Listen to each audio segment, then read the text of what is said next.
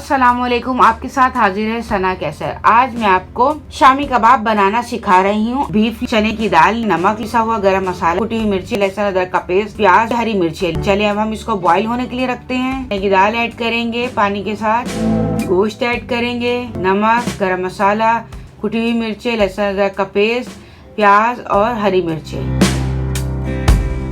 2 cup पानी मैंने इसमें ऐड किया था। अब हम इसको कवर करके बॉईल होने के लिए रख देंगे। पानी जो है इसका ड्राई हो चुका है। इसका मसाला कबाबों का चॉप करके रख लेंगे।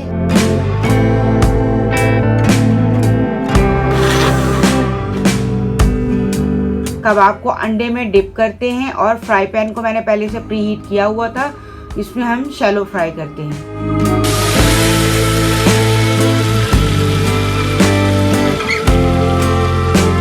उम्मीद है मेरी रेसिपी आपको पसंद आई होगी।